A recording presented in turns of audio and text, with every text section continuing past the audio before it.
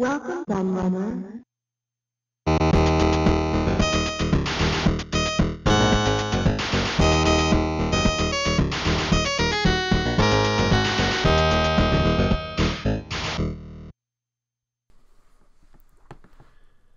Hello everybody, Q&A the Laird here, and I'm back with another digital book review for you.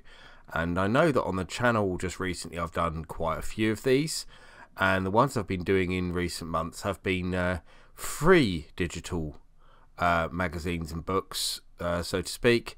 And this week I'm not, because this one is actually one you have to pay for.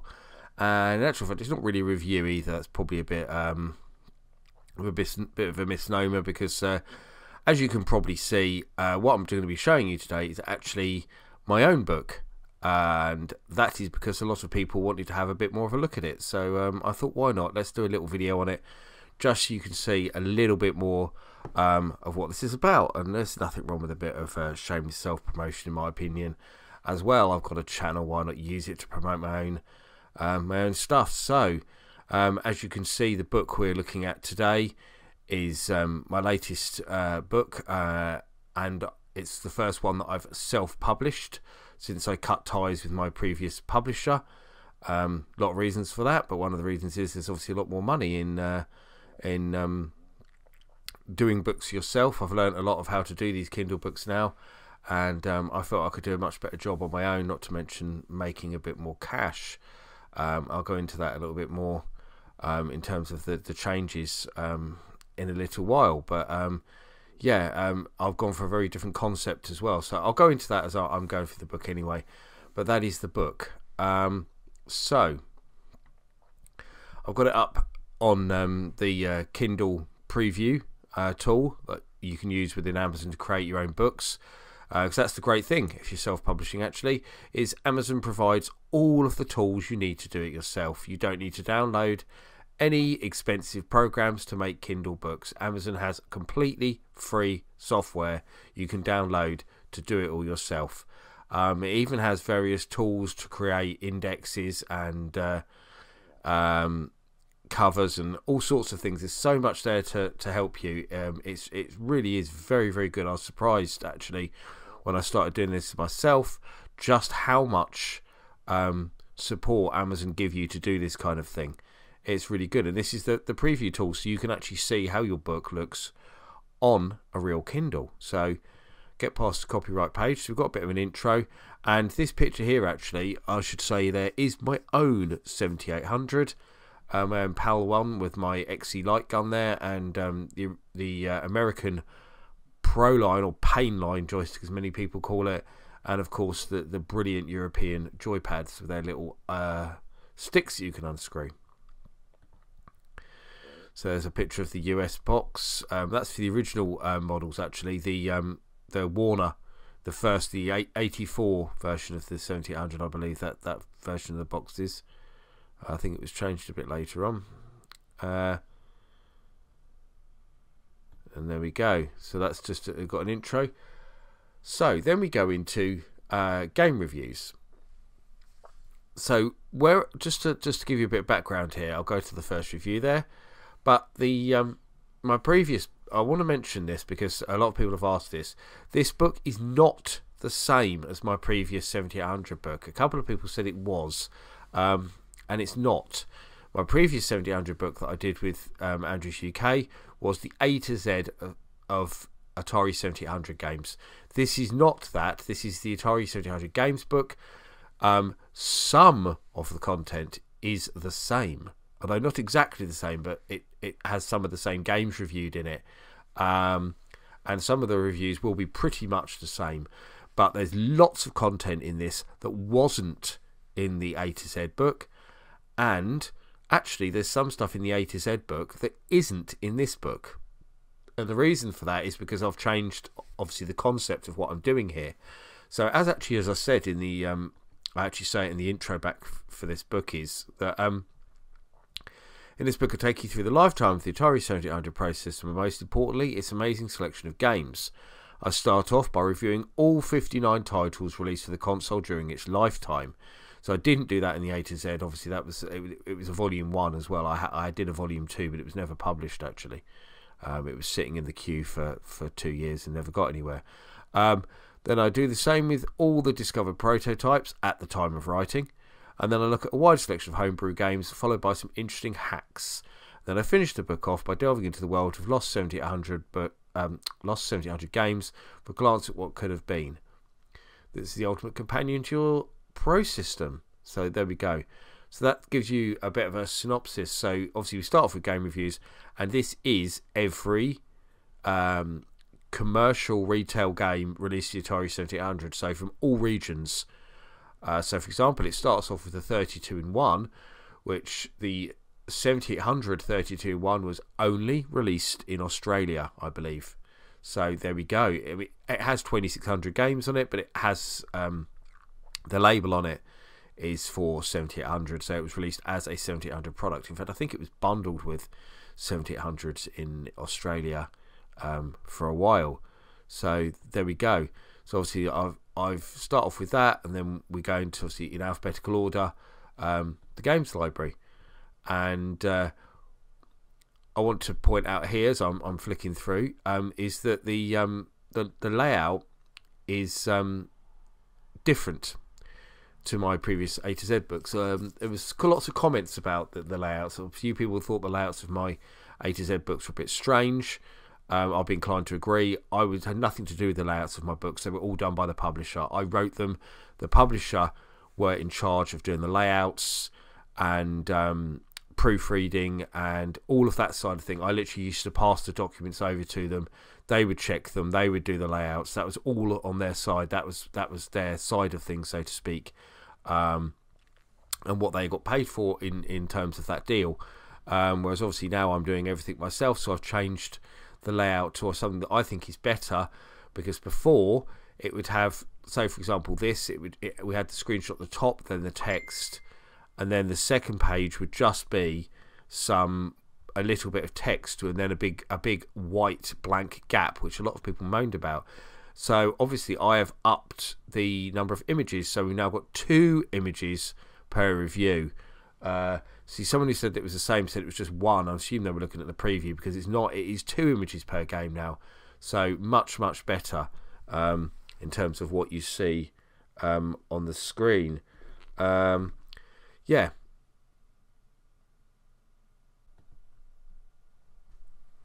Okay, so what I've done now is basically just skipped to the end of that part of the book, because I don't want to have too many spoilers, and I don't want to make it so people can basically just keep pausing the video and read the book, because that would be silly, wouldn't it? I'd be shooting myself in the foot there. So obviously this is the end of the chapter on commercial games, there with a review of Xevious, and then we go into prototype reviews. So this is unreleased 7800 prototypes. So for example, there's Gatto, and I think pretty much all of these are, you can buy them on, you can buy the cartridges, reproductions of these prototypes on cartridge for play on your real console from various different people out there, like my Atari do quite a few. I think Video 61 do a couple of the prototypes as well. There are various places you can get them. What's the other place? Homebrew Heaven. I think that was another place to do them, isn't it? Who are part of Good Deal Games. That's what I was trying to think of. So yep. So there's a load of prototypes that you can look at.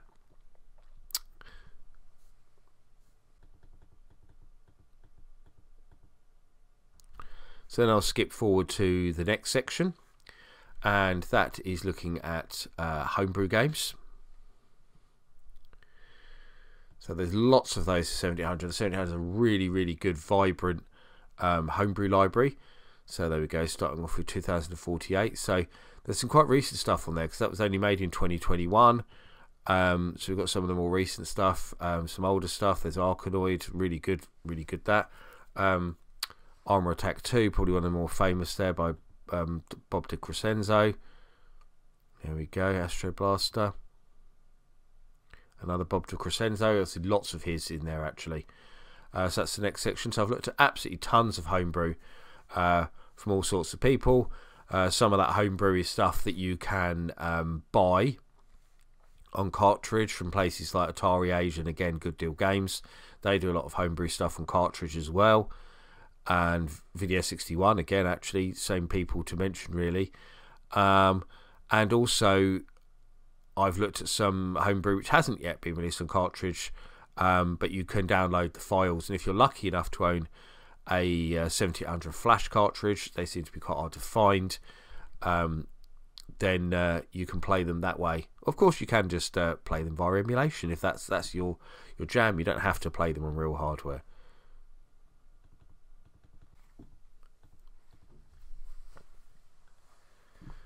So after the section looking at homebrew games, we have a section looking at hacks of games. So where people have taken commercial games that exist and hacked them into something else. So that starts off with the excellent Asteroids Vector Edition by good old Pac-Man Plus, Bob DeCrescenzo, who obviously took Asteroids and made it look more like the arcade game by adding vector style graphics instead of those big colourful rasters that the original version has. And then it goes into, it's got some of the XM games in there like Donkey Kong XM, which pretty much gives an almost arcade perfect version of Donkey Kong to the 7800. Very good indeed. So all the reviews follow that same format with 2 images per review, as you can see, a write-up and a review score out of 10. So there we go. That's the hacks section. There's lots of cool hacks there that you can download and play. Although actually there is a few hacks that have been put on cartridge. I know Super Cobra was one that they put on cartridge because it was such a good hack, and I think the Asteroids Vector Edition as well. I think there was a limited run of that on cartridge. And then we move into unreleased games, which I really want you to get in here because I'm obsessed with unreleased games. So again, this is something that wasn't in the other 7800 book at all. There was no unreleased game stuff in there. That was just reviews of stuff that was out. So obviously in this section there is no review scores because it's stuff that was just never released. So for example, they're talking about the unreleased 7800 version of California Games. Screenshots there from the 2600 version just to illustrate, but of course that's one of the most wanted Atari 7800 prototypes. There's still hope that we might get to see it at some point. Be great, wouldn't it, to see that. And Chips Challenge, another game that was a famous, very famous game in fact, but and again from the links probably more than anything like California Games was, but released lots of other formats as well. So but there was an Atari 7800 version planned, but no one knows what happened to that. So there we go. That's the section looking at unreleased games. So basically I've skipped to the end of the book there now because I don't want to spoil it again. There is quite a deal in there. And there we end with just a little advert for another book. It says also available. It's not quite yet actually because I haven't got it finished, but literally because I haven't had time. One, because I've just been so busy with other stuff. I've got so much work on my plate at the moment. Different regards, and two, because I've not been very well, as I said in a previous video, so that put the kibosh on getting more work done in it as well. But it's about 90% done, that book, which is the next one in this series. I suppose it's not really a series because the books are on different systems, but this is the Atari XE video game system games book. I wanted to do this one because there isn't any books on the XE game system out there. I thought it'd make a nice subject because of that. So that will be along the similar lines. It will feature all of the commercial games released for the Zegs, and as well as some homebrews, but homebrew stuff that's released on cartridge. Some of the games that obviously work with the Zegs that were re-released with the stickers on the boxes. Some of the third-party stuff that's compatible with the Zegs, so obviously like Activision cartridges and stuff like that. And again, there'll be some unreleased games in there as well because I like covering those. So there'll be a book all about the Zegs and the games that you can play on it. So literally just looking at cartridge games. So that's my next book. As I say, it's about 90% done. So I was hoping to get it out before Christmas. I'm not sure I will now, literally because of how much I've got on my plate at the moment. But that's the next one in line to hit Amazon. So just to give you some facts actually about the 7800 book. It's 266 pages, so a lot bigger than my A to Z books. It is more expensive than the A to Z books, obviously, because it's much, much bigger. And you've got more content in there as well, because obviously, as well as it being 266 pages, what's worth mentioning there as well is there's more on the pages, because the A to Z books, as I said, had that funny thing where you'd have a full page of text and then the next page would only have a little bit on it because of the way it was designed by my previous publisher. This one, you don't have that issue. So it's actually over twice as big if you're looking at the actual content in terms of like the word count and stuff like that. It's $3.99 UK price, about the same in euros, and it's $4.49 US price. So as I say, it's a bit more expensive than the A to Z books, but you've got twice the content, so over twice the content in a way actually. So yeah, so I'm sure you'll agree that, you know, it makes sense to charge more for more content. And yeah, I mean, I hope you enjoyed this this little preview of my Atari 7800 games book. Please, if you're interested in the Atari 7800, go and download it from Amazon or Kindle store. And I will actually mention quickly, because a lot of people don't seem to realise this for some reason, you do not need a Kindle to read Kindle books. There is a free Kindle app that you can download for iOS, for Android, for PC, for just about everything. I always have this comments all the time of people going, looks great but don't have a Kindle. I don't think Amazon are very good at explaining that you don't need a Kindle to read Kindle books, because there is a Kindle app for just about everything. So you can read it on a PC, you can read it on an Android tablet or whatever. And also, I know there'll be lots of people saying, but I want to read it in print. Fear not, there is a print edition coming at some point. I'm working with another publishing partner to do print versions of this and the XE Game System book. They will be coming at some point in the near future, so there will be those coming, but I can't tell you when, because I'm trying to get stuff finished at my end, and at the moment I just don't have time to work with the publisher on the print versions.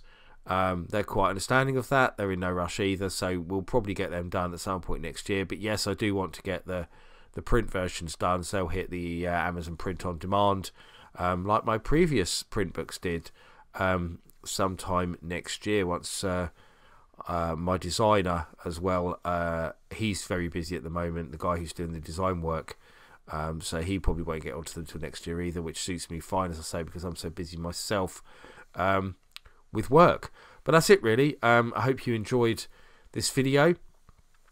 If you've got any questions, please leave a comment, and I'll endeavour to answer them. As I say, please go and download the book, and I hope you enjoy it. As always, I thank you for watching. I've been the Laird, and I'll see you all again for the video very soon. Bye bye.